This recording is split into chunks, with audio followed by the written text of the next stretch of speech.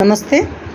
अच्छे रोगों में या नेत्र रोगों में एक ऐसे योग के बारे में बात कर रहे हैं जिसको बहुत लंबे समय तक नहीं लेना है। उसको सिंपली आपको सिर्फ 21 डेज तक लेना है और बहुत सिंपल कंटेंट है। उसमें क्या है, आंवला हरण बहरा मतलब आपका त्रिफला पड़ा है और साथ में लौह भस्म है। तो लौह भस्म जो है अच्छी क्वालिटी का लेना पड़ेगा और एसटी मधु का चूर्ण है। तो ये जो आंवला हरा बड़ा है मतलब त्रिफला और एसटी मधु, ये आपको पंसारी दुकान से मिल जाएगा।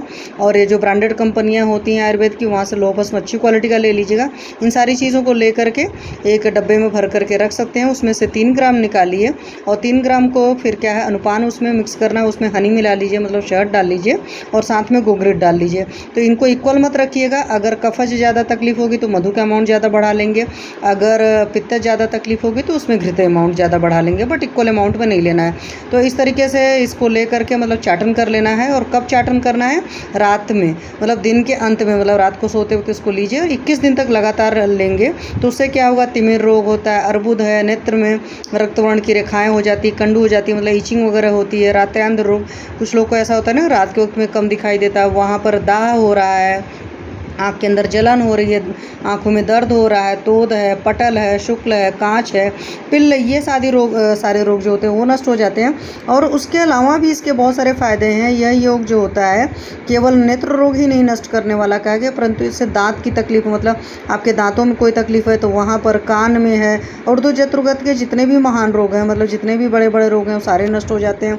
तथा इसके सेवन से अर्श रोग के अंदर जो होता है, जैसे बगंदर है, प्रमेह है, कुष्ठ है, हलीमक है, किलास और पलित आदि रोग नष्ट होते हैं। मतलब आप हेयर फॉल में भी यूज़ कर सकते हैं, डायबिटिक पेशेंट में भी यूज़ कर सकते हैं, जिनको अर्श के अंकुर वगैरह हैं, मतलब पाइल मास वगैरह है, भगंदर है, फिस्टुला वगैरह, इन सारी चीज़ों में यूज़ कर सकते हैं। तथा बहुत दिनों की नष्ट हुई अग्नि को भी सूर्य के समान प्रचंड कर देता है। तो अग्निमांद वगैरह की तकलीफ है तो वो भी होता है। अब वृद्ध पुरुष भी इसको नित्य सेवन करने से शुक्ल पक्ष की रात्रि में स्त्रियों के साथ प्रतिदिन मैथुन कर सकता है। मतलब उसकी जो वाइटल पावर है वो भी बहुत ज़्यादा बढ़ जाती है। अर्थात यह जरा निवारण योग है।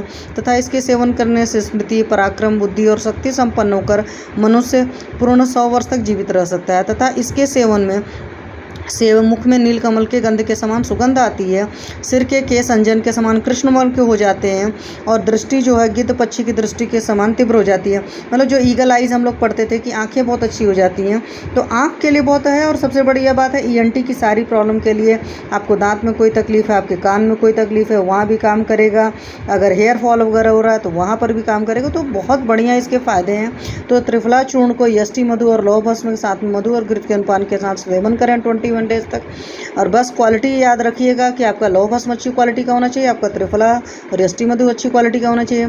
इसमें जो देसी घी है वो भी बहुत अच्छी क्वालिटी का होना चाहिए। मार्केट में जो आजकल घी वगैरह आते हैं उस घृत से या उस शहद से वो रिजल्ट नहीं आ पाते हैं। तो घृत और शहद, हर चीज़ की क्वालिटी जब बहुत अच्छी रखेंगे तो फिर बहुत बढ़िया रिजल्ट आएंगे।